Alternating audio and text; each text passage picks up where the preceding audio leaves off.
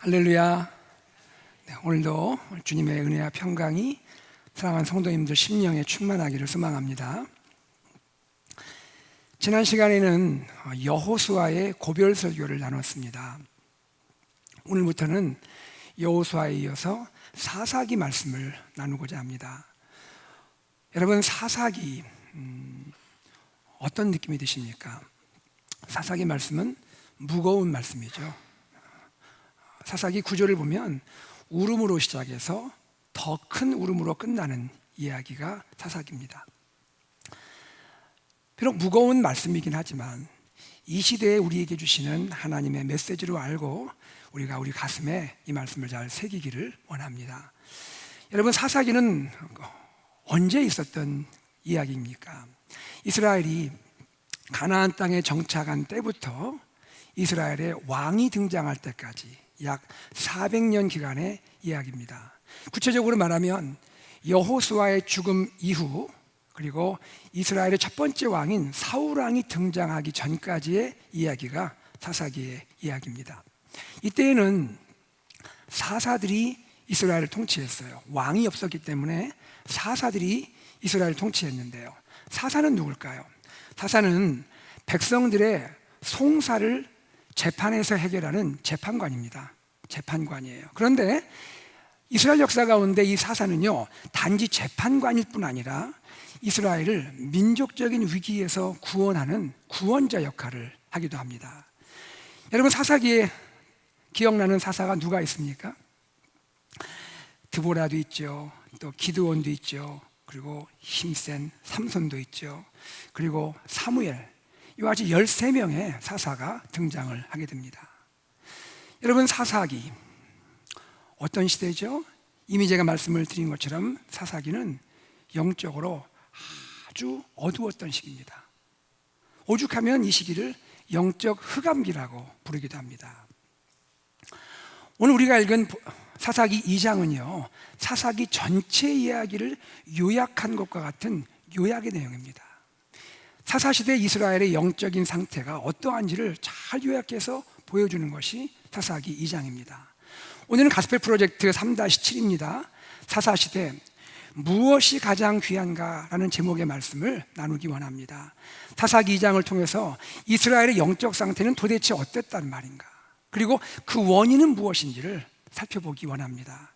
이 시간에 말씀을 배우고 말씀을 깨닫고 말씀 안에 거하는 은혜가 우리 안에 있기를 소망합니다. 사사기 2장은요, 우리에게 사사시대의 중요한 특징을 보여줍니다. 사사시대의 중요한 특징, 그것을 우리는 이렇게 부르는데요, 사사기의 사이클이라 부릅니다. 사사기의 사이클. 다 같이 볼까요? 사사기의 사이클. 사이클이 뭐예요, 여러분? 사이클이란 것이 순환하는 걸 말하죠. 어떤 주기를 갖는 걸 말하죠. 사사기의 사이클은 뭡니까? 사사기 안에서 나타나고 있는 그런 일정한 순환, 일정한 주기, 이것을 사사기의 사이클이라 말합니다. 그 내용은 이런 겁니다. 4가지로 구성이 되는데요, 죄, 그리고 하나님의 진노, 그리고 부르짖음, 그리고 구원이에요. 다시 한번 해볼게요. 죄, 진노, 부르짖음, 구원. 다 같이 봅시다. 시작. 죄, 진노, 부르짖음, 구원이에요. 자, 먼저 죄는 뭘까요? 이스라엘이요, 하나님을 버린 거예요. 하나님을 버리고 우상 숭배를 합니다. 하나님께 범죄한 거죠. 하나님은 범죄한 이스라엘에게 진노하세요. 그리고 그 이스라엘을 대적의 손에 넘기십니다. 이것이 진노예요. 부르짖음 뭘까요? 백성들이 대적의 압제를 받으면서 너무 힘든 거예요. 하나님, 못 살겠어요. 살려주세요. 이게 부르짖음이에요. 자, 그러면 하나님 어떻게 하시죠? 하나님이 사사를 보내서 이스라엘을 구원하십니다. 이것이 구원이에요. 죄, 진노, 부르짖음, 구원. 그런데 여러분, 이 사사기의 사이클이 한 번만 있는 것이 아니라는 거예요. 한 번만 있지 않고 계속 반복되고 있다는 겁니다. 첫 번째 사이클을 한번 볼게요. 사사기 3장 7절에서 11절의 이야기가 바로 첫 번째 사이클이에요. 이스라엘이 하나님을 버립니다. 그리고 바알과 아세라 우상을 섬겨요. 죄에 지었죠. 하나님이 범죄한 이스라엘을 메소포타미아 왕 구산 리사다임의 손에 파십니다. 진노하신 거예요.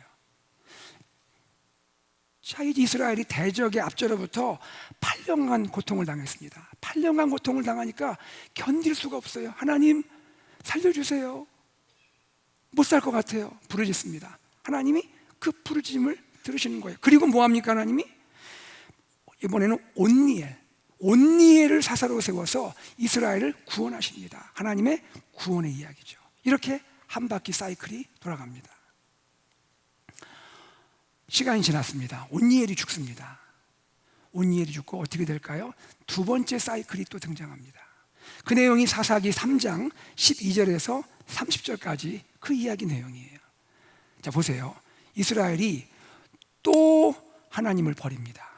그리고 우상을 섬겨요. 죄를 짓죠. 하나님이 이번에는 이스라엘을 모압 왕 에글론의 손에 넘기십니다. 진노하셨죠. 이스라엘이 18년간을 이 대적의 앞절로부터 고통을 당합니다. 그리고 하나님께 또 부르짖어요. 하나님 살려주세요. 못 살겠어요. 그러자 하나님은 이번에는 에훗이라는 사람을 사사로 세워서 이스라엘을 구원하십니다. 구원하시는 거죠. 자, 에훗 다음의 이야기입니다. 에훗 다음 어떻게 됐을까요? 사사기의 사이클이 또 반복됩니다. 죄, 진노, 부르짖음, 구원. 그 후 또 시간이 지났습니다. 시대가 바뀌었습니다. 어떻게 됐을까요? 사사기의 사이클 멈췄을까요? 또 반복됩니다. 죄, 진노, 부르짖음, 구원. 여러분, 지난주에 우리 여호수아 고별 설교 나눴는데 기억하세요? 여호수아가 백성들에게 신앙을 촉구했죠. 정말 신앙의 결단을 촉구했죠. 거듭거듭 촉구했죠. 나와 내 집은 여호와를 섬길 것이다. 여러분은 어떻게 하겠는가? 라고 촉구했습니다. 백성들 어떻게 반응했죠? 아멘. 우리가 여호와만을 섬기겠습니다. 오직 여호와만 섬기겠습니다. 기억하시죠? 지난주 이야기입니다. 이스라엘은 결단했습니다. 스스로 결단의 증인이 되었습니다. 그리고 그 결단과 맹세를 돌을 세워서 그 돌이 증인이 될 정도로 그들은 분명하게 신앙을 결단했습니다. 그런데 여호수아가 죽었습니다. 가나안 정착 시대가 열리게 되었습니다. 이스라엘 조금 전만 해도, 그렇죠? 조금 전만 해도 우리는 하나님만 섬기겠습니다 라고 외쳤는데 조금 전에 자신들의 결단과는 너무나 다른 모습을 보이고 있다는 것이죠. 이들은 하나님을 버립니다. 그리고 우상을 섬깁니다. 오직 하나님만을 섬기는 것이 아니라 하나님도 섬기고 가나안 신 바알도 섬기고 이렇게 하고 있습니다. 여호수아 이것을 경고했잖아요. 이것을 미리 알고 경고했죠. 그러면 안 된다라고 했잖아요. 이것을 너무너무 우려했던 거잖아요. 여호수아의 경고의 내용, 우려가 다 현실이 되고 말았습니다. 여러분, 이 사사기의 사이클이 반복되면서 이스라엘 믿음은 전체적으로 볼 때 어떻게 됐을까요? 처음의 믿음을 유지할까요? 아니면 처음보다 그 믿음이 점점 더 안 좋아질까요? 사사기 역사가 증언해 주는 것은 이겁니다. 사사기의 사이클이 반복되는 동안에 이스라엘의 믿음은 점점 하향 곡선을 그리고 있다는 거예요. 하향 곡선 그래프를 그리고 있다는 거예요. 영적으로 추락하고 있다는 겁니다. 이스라엘은 점점 가나안 신들과 우상 문화에 동화됩니다. 스스로 동화돼요. 나중에는 이들이요, 도대체 이들이 하나님 백성인지 가나안 거주민인지 구별이 안 될 정도가 됐어요.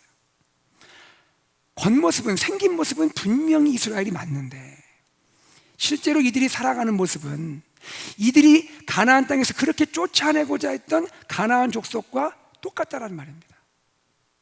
거룩함이 없어요. 부도덕합니다. 음란합니다. 이기적이에요. 포악합니다. 형제 사랑이 다 식어버렸어요. 형제 사랑과 관련해서 한 가지 말씀을 좀 나눌게요. 여러분, 지난 시간에 우리 요단 동편의 세 지파 나눴는데 기억하시죠? 요단 동편의 세 지파, 어느 지파였죠? 루벤 지파, 갓 지파, 므낫세 반 지파, 그 이야기 나눴잖아요. 이들은 어떤 정신을 갖고 살았죠? 우리는 한 이스라엘이다. 우리가 남이가. 기억나시죠? 이런 사람들이에요. 굳이 요단강 안 건너가도 됐어요. 그런데 우리는 같은 형제 이스라엘이다, 이 마음 가지고 요단강 건너가서 열심히 싸웠습니다. 형제들을 위해 싸웠어요. 형제들이 그 땅에 정착하고 땅을 분배받도록 다 도왔습니다. 형제 사랑이 가득한 이스라엘이잖아요. 그런데 여호수아가 죽고 사사시대가 전개되면서 이스라엘의 이런 모습은 다 사라졌습니다. 전혀 찾을 수가 없는 거예요. 이스라엘 공동체는 형제 사랑보다 각자 자신의 이기적인 욕심을 따라 살기를 시작하고 있는 거예요. 심지어는요, 사사시대 마지막 부분에는 어떤 이야기가 나오냐면요, 이스라엘 형제끼리 전쟁을 합니다. 이스라엘과 이방 민족이 전쟁하는 게 아니고 이스라엘 형제끼리 전쟁을 해요. 싸우는 정도가 아니라 그냥 전쟁을 합니다. 그래서 결국엔 이스라엘 12지파 중에 한 지파인 베냐민 지파가 아예 멸절될 뻔한 위기까지 맞습니다. 지상에서 그냥 사라질 정도까지 위기를 맞게 되는 거예요. 이것이 사사시대 이스라엘의 모습입니다. 여러분, 어떤 생각이 드세요? 이 이야기 들으면서 어떤 생각이 드세요? 너무 안타깝지 않습니까? 이스라엘은요, 모두가 그토록 꿈꾸고 바랬던 약속의 땅 가나안에 드디어 정착한 거잖아요. 모세를 생각해 보세요. 모세가 지금 저기 바라보이는 가나안 땅 들어가기를 얼마나 꿈꿨습니까? 얼마나 사모했습니까? 못 들어가고 말았잖아요. 그런데 지금 이스라엘은 그 약속의 땅에 들어와 있는 거잖아요. 그 땅에서 잘 살면 되는 거잖아요. 그런데 그 땅에서 행복을 누리지 못하고 영적으로 추락하고 있다는 말이죠. 자신이 누구인지, 지금 어디에 있는 건지 깨닫지 못한 채로요, 가장 행복해야 할 땅에서 가장 불행한 삶을 살고 있다는 거예요. 저는 이 사사시대 이스라엘을 생각하면서 전에 읽었던 책 한 권이 좀 떠올랐습니다. 그 책을 여러분에게 좀 소개하고 나누고자 합니다. 제목이 뭐냐면 기억상실증에 걸린 신데렐라예요. 기억상실증에 걸린 신데렐라. 이 책은요, 신학자 마이클 그리피스라는 분이 쓴 책이에요. 자, 이 이야기를 좀 여러분에게 나눌게요. 자, 여러분, 신데렐라 얘기 아시죠? 저 어렸을 때 노래도 불렀는데 신데렐라는 이렇게 불렀습니다. 신데렐라는요, 새엄마와 언니들의 미움을 받았습니다. 그래서 외롭고 슬픈 삶을 살았던 여인이에요. 어느 날 그녀에게 기적이 일어납니다. 요정이 나타난 거예요. 요정이 도와줍니다. 신데렐라가 왕궁 무도회에 참석을 하죠. 거기서요, 세상에 멋진 왕자님을 만난 거예요. 그런데 더 놀라운 것은 왕자님이 신데렐라를 보고 첫눈에 반해버렸어요. 사랑에 빠졌단 말이에요. 자, 그래서 신데렐라가 이제 왕자님의 신부가 되었습니다. 여기까지는 우리가 아는 내용이죠. 예. 자, 작가는 그거에 이어서 스토리를 펼쳐나갑니다. 신데렐라에게 문제가 생겼어요. 신데렐라가 기억상실증에 걸린 거예요. 그녀는 자기가 누구인지를 몰라요. 자기가 신데렐라라는 걸 몰라요. 조금 있으면 왕비가 되어서 행복과 영광을 누리게 될 텐데 이 사실을 까마득히 잊고 있어요. 그저 망연자실한 채 자기가 잃어버렸던 신발 있죠? 신발 한 짝, 그것만 쳐다보고 있는 거예요. 작가는 오늘날 교회가 그렇다고 말하고 있어요. 오늘날 교회가 그렇대요. 오늘날 교회가 기억상실증에 걸린 신데렐라 같다라는 거예요. 작가는요, 이 책 안에 신데렐라가 신발 한 짝을 쳐다보며 멍하게 앉아있는 이 사파 하나를 포함하고 있어요. 그 그림 한번 여러분 보여드릴게요. 여러분, 저분이 신데렐라입니다. 저분이 신데렐라인데 지금 신발 한 짝을 딱 바라보고 있죠. 교회는요, 예수님의 영광스러운 신부로서 부유함과 풍성함을 누리며 살아야 하는데, 교회는 장차 하나님 나라에서 오늘의 영광과 비교할 수 없는 큰 영광, 영원한 행복, 영원한 축복을 누리게 될 텐데, 그런데 오늘날 교회는 그 모든 특권들을 다 망각한 채로 살아가고 있는 현실 세상의 세속적인 삶에 도취되어 버렸다는 거예요. 마치 세속적 탐욕을 다 가지지 못하여, 저 신발짝 들고 있는 신부들 보세요. 세속적 탐욕을 다 가지지 못하여 망연자실해 보이는 신데렐라처럼 오늘날 교회는 자신이 그리스도의 영광스러운 신부인 것을 잊어버린 기억상실증 환자로 살고 있다는 거예요. 기억상실증에 걸린 신데렐라, 이 책은요, 사실은 오늘날 교회를 향하여 쓴 책이죠. 그런데 이 책은 사사기의 이스라엘을, 약속의 땅에서 영적으로 추락하고 있는 이스라엘을 잘 보여주는, 풍자하고 있는 책이 아닐까 저는 생각을 해보았습니다. 여러분, 그러면 이스라엘의 영적 추락의 원인은 뭘까요? 왜 이스라엘은 약속의 땅 가나안에서, 과거 많은 사람들이 그토록 사모하고 동경했던 이 가나안 땅에서 왜 이렇게 영적 실패를 해야 합니까? 그 이유를 우리는 성경에서 보게 됩니다. 그것은 이겁니다. 이들이 하나님을 알지 못하기 때문이에요. 하나님을 알지 못하기 때문이에요. 자, 사사기 2장 10절 말씀을 같이 보죠. 사사기 2장 10절은 사사시대를 이렇게 진단하고 있습니다. 함께 읽습니다. 그 세대의 사람도 다 그 조상들에게로 돌아갔고, 그 후에 일어난 다른 세대는 여호와를 알지 못하며 여호와께서 이스라엘을 위하여 행하신 일도 알지 못하였더라. 무슨 뜻입니까? 출애굽 3세대와 그 후에 다음 세대는 이전 세대가 알았던 하나님을 알지 못하고 있다는 거예요. 여러분, 출애굽 1세대는 누구를 말합니까? 모세의 인도로 애굽에서 해방한, 출애굽한 그 세대죠. 이들은 광야에서 다 죽게 되었죠. 약속의 땅에 못 들어갔습니다. 출애굽 2세대는 누굽니까? 여호수아의 인도로 약속의 땅 가나안에 들어가서 정복했던 세대입니다. 출애굽 3세대는 누굽니까?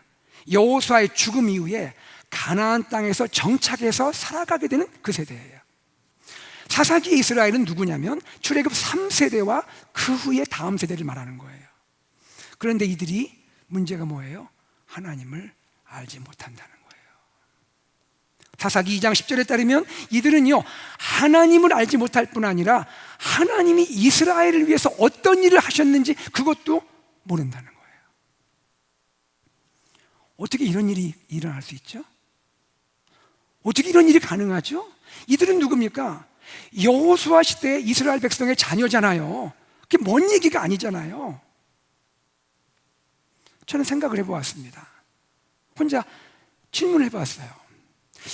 이때 부모님들이 자녀들 신앙교육 안 시켰을까? 제 마음에 드는 생각이 그렇지는 않았을 것 같아요.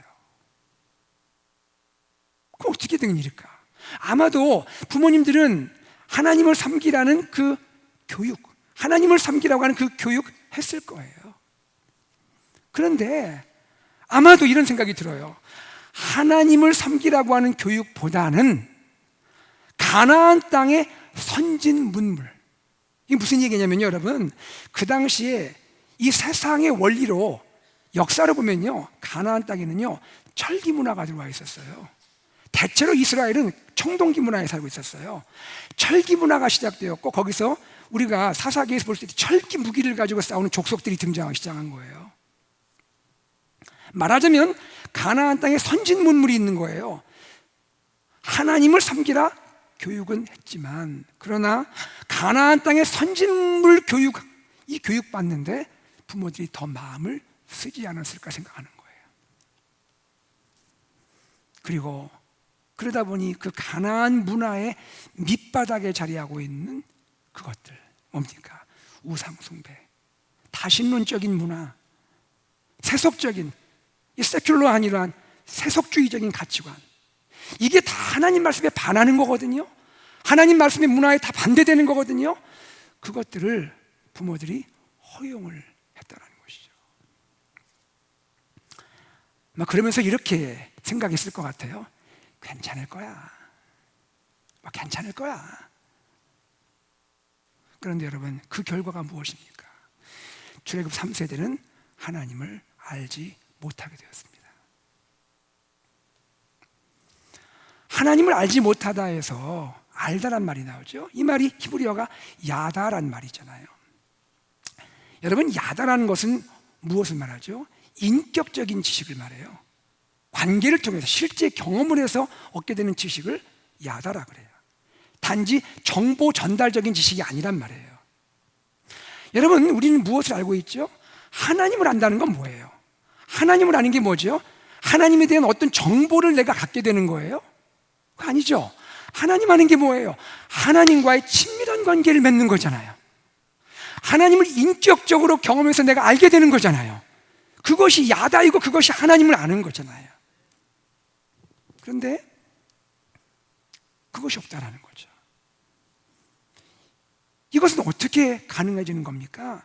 이것은요, 부모님의 살아있는 교육으로 가능한 거예요. 부모님의 말과 행동과 삶을 통해서 보여주고 전달하게 되는 그런 교육, 살아있는 교육, 삶의 교육인 거예요. 출애굽 3세대는 바로 이 부분에 실패했다는 거죠. 저는 우리 성도님들, 우리 부모님들 중에서 자녀 신앙교육을 위해서 참 열심을 내고 헌신하는 분 많다는 걸 제가 알고 있습니다. 너무너무 감사해요. 제가 이번에 한국 방문했잖아요. 한국 방문 중에 남아공에서 같이 교제했던 친구 목사님을 만나게 되었습니다. 이 목사님은요, 아프리카에 보면 그 중앙 아프리카 지역이 있고 거기에 콩고라고 하는 나라가 있어요. 콩고, 그 나라도 참 못 사는 나라예요. 참 어려워요. 그 콩고에서 15년간 선교 사역을 했어요. 마치고 3년 전부터 한국에서 부름이 있어서 담임 목회로 섬기고 계세요. 제가 친구 목사님이지만 참 사랑하고 존경하는 목사님이에요. 이 목사님 자녀들이 다 컸어요. 다 대학생들이에요. 집을 다 떠났다가 이번 방학에 다 같이 모여서 지내고 있게 된 거예요. 제가 아내와 함께 목사님 댁에 방문해서 하룻밤을 잤습니다. 근데 자면서 목사님 댁에서 인상 깊은 것이 하나 있어서 그걸 좀 여러분과 나누려고 합니다. 사모님이 주방에 붙여놓은 문구들이 굉장히 인상적이에요. 자, 여러분에게 그것을 사진으로 한번 보여드리겠습니다. 사진 한번 올려주시겠어요? 네. 왼쪽에 주의 써있죠. 주의, 싱크대 사진입니다. 오른쪽에 냉장고가 있습니다. 자, 그런데 이 주의하고 뭐라고 써있는데 글씨가 좀 작죠? 제가 그 글씨를 여러분에게 보여드릴게요. 그 다음 사진 보여주세요. 자, 오른쪽에 보니까 주의하고 뭐 써있는데 잘 보니까 글씨가 또 거꾸로 되어 있네요. 그죠? 글씨가 거꾸로 되어. 제가 읽어드릴게요. 말씀 묵상과 기도 안 한 사람은 냉장고에 손대지 마시오. 그리고 그 다음 문구입니다. 왼쪽에 위에 있는 거. 말씀 먹고 기도하고 나서 맛있게 냠냠 식사하세요. 여기 느낌표가 2개 붙었습니다. 그리고 그 아래에 있는 거, 그 아래에 있는 걸 또 읽어드릴게요. 말씀 기도 안 한 사람은 냉장고에 손대지 마시오. 느낌표 3개, 그리고 집주인 써 있습니다. 집주인이 누굴까요? 엄마죠, 뭐. 제가 보면서 잘못하면 이 집 애들은 굶겠구나. 저 어렸을 때 생각이 납니다. 여러분도 그런 추억이 있겠죠. 저희 중고등부 때 수련회 가잖아요. 수련회 가면 모든 게 좋아요. 행복하고 막 너무너무 재밌어요. 그런데 참 마음을 불편하게 하는 시간, 식사 시간이 되잖아요. 그럼 줄을 쭉 서가지고 밥을 배식해 주는데 성경 암송 안 하면 밥을 안 주는 거예요. 왜 밥을 안 주냐고요. 성경 암송 할 때까지 기다렸다가 암송하면 밥을 줍니다. 여러분, 사실 우리가 알고 있죠. 하나님을 아는 것만큼 중요한 것이 어디 있어요? 하나님을 아는 것만큼 중요한 게 어디 있냐고요. 저는 우리가 우리 스스로 한번 질문하면 좋겠어요. 나는 하나님을 얼마나 알고 있나? 나는 하나님을 점점 더 알아가고 있나? 그리고 우리 사랑하는 자녀를 위해서 하나님을 알게 하는 신앙교육을 해야 돼요. 이게 정말 정말 중요한 거예요. 우리가 다 경험해서 알고 있어요. 여러분, 오늘 이 설교 듣고 크게 결심하고 집에 가서 딱 한 3시, 4시 된 다음에 야, 이리 와라. 딱 자녀들 불러놓고 지금부터 내가 신앙교육 한다. 그러면 됩니까? 역효과납니다. 안 돼요. 그러니까 안 되면 우리 다 알고 있습니다. 그렇게 하는 게 아니죠. 평소에 자녀와의 대화에서 하나님 이야기를 조금씩 들려줘야 되는 거예요. 하나님 이야기를 조금씩 들려줘야 돼요. 아빠가 만난 하나님, 이런 하나님이야. 엄마는 예수님인데 예수님 이러신 분이다. 가랑비에 옷 젖는다는 말이 있잖아요. 가랑비에 옷 젖듯이 평소 대화에서 하나님 이야기를 조금씩 들려주는 거예요. 많이 하지 마세요. 조금씩 들려주면 돼요. 그 대신에 꼭 들려줘야 돼요. 꼭 들려주세요. 오늘부터 우리 성도님들 잘 아시는 줄 알지만 다시 한번 오늘부터 결심하고 우리 자녀 신앙교육을 위해서 매일 조금씩 노력하고 시도하실 수 있기를 바랍니다. 그러다 보면 우리 사랑하는 자녀의 믿음이 조금씩 조금씩 자라가는 걸 보게 될 거예요. 제가 전에도 한번 나눈 것 같은데요, 저희 어머님이 저와 동생들 신앙교육에 참 열심히셨어요. 낮에는 일하시느라고 피곤하실 텐데도 밤이 되면 저희들은 다 자잖아요. 그러면 그때는 녹음기, 카세트 플레이어가 있을 때잖아요. 밤에 성경 동화를 녹음을 해놓으세요. 아침에 일어나면 우리가 틀면 들을 수 있도록 어머니 그렇게 하셨어요. 또 한 가지 기억나는 거는 화장실 벽에 성경 구절을 붙여놓으셨어요. 이번에 어머님 댁에, 어머니 집에 가서 혹시나 성경 구절이 있나 둘러봤는데 아쉽게 없더라고요. 저희 동생네가 들어와서 어머니 모시고 살면서 집을 리모델링 했는데 다 없어진 것 같아요. 여러분, 저는 오늘 여러분에게 좀 숙제를 드리려고 그래요. 생활 숙제를 드리겠습니다. 부담을 가지시고 꼭 하셔야 돼요. 생활 숙제 뭐냐면 이겁니다. 우리 부모님들 아침에, 아버지도 마찬가지입니다. 출근하기 전에 자녀에게 손편지 쓰는 거예요. 손편지. 포스트잇도 되고요. 안 되면 직장 가서 카톡이라도 보내세요. 거기 이렇게 쓰세요. 하나님이 너를 사랑하셔. 하나님이 우리 아들 사랑하셔. 하나님이 우리 딸 사랑하셔. 축복의 글을 좀 써주세요. 그리고 마지막에는요, 사랑 하트를 뿅뿅뿅 붙여주세요. 그리고 또 여러분, 상황이 되면 자기 전에 기도해 주세요. 잠드는 일부러 깨우지 마시고요. 자기 전에 이마에 손 대시고 여러분 주님의 이름으로 축복해주고 기도해 주시고, 자고 있으면 조용히 침대 곁에서 우리 자녀 예수 잘 믿는 하나님 알아가는 자녀 되게 해달라고 기도하시면 되는 거예요. 여러분 숙제 하실 거죠? 지난주에는 아멘을 그렇게 크게 하시더니 아멘입니까? 여러분, 하나님 아는 것을 인생의 최고 가치로 삼은 사람이 있어요.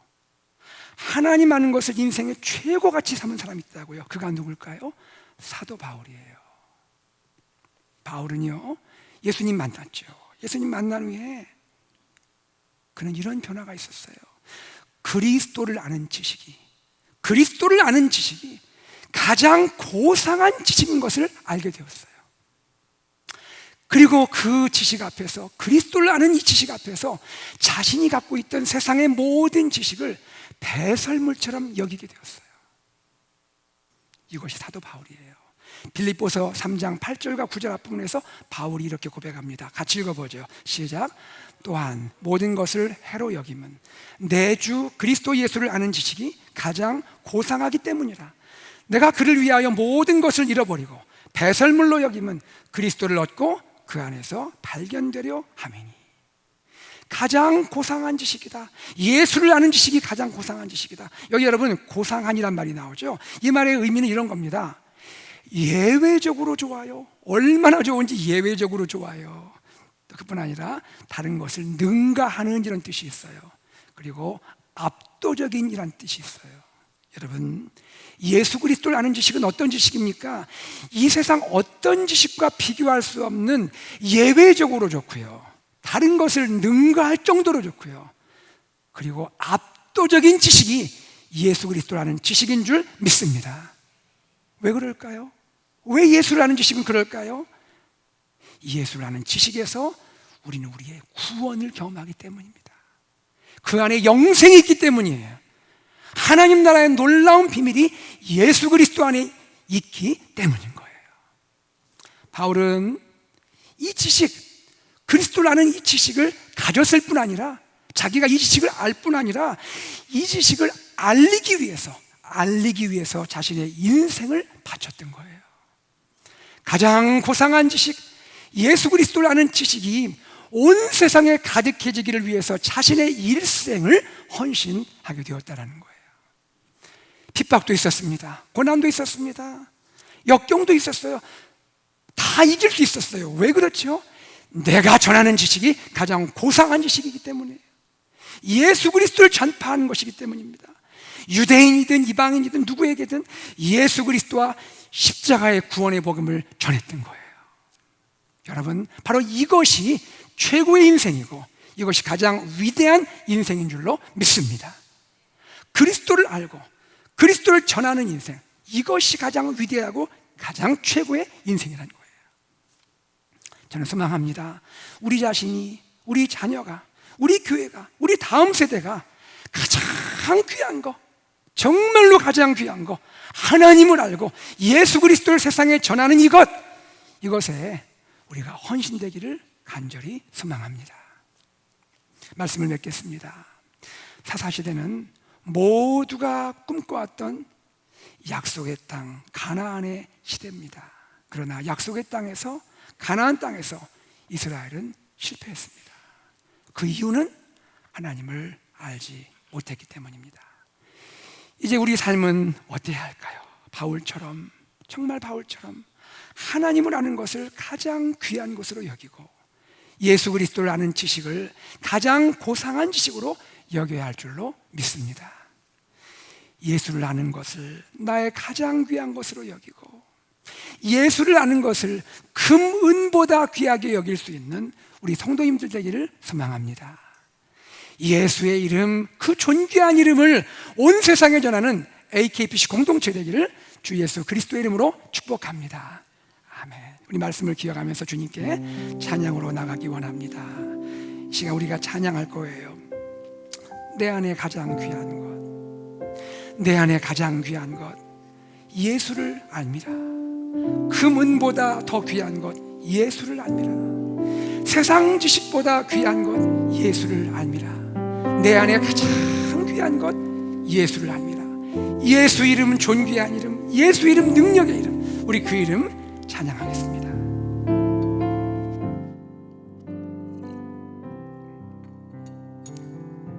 내 안에 가장 귀한 것, 내 안에 가장 귀한 예수를 알미라. 예수를 알미라. 금은보다 더 귀한 것, 금은보다 더 귀한 예수를 알미라.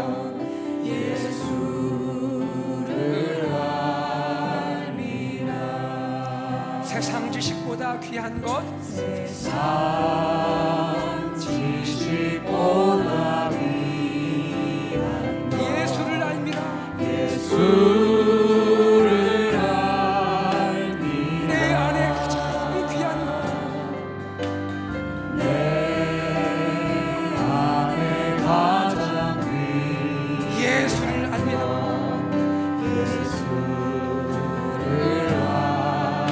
예수의 이름, 존귀한 이름, 우리 두 손 들고 찬양할까요?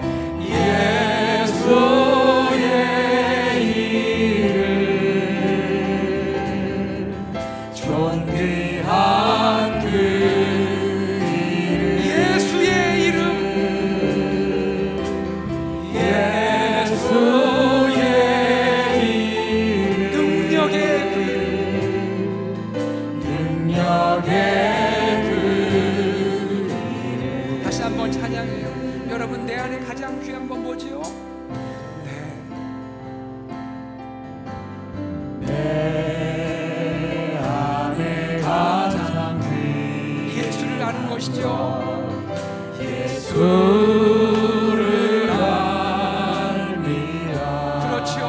금은보다도 귀한 것, 금은보다도 귀한 예수를 아는 것, 예수의 이름, 존귀한 이름 우리 찬양합니다.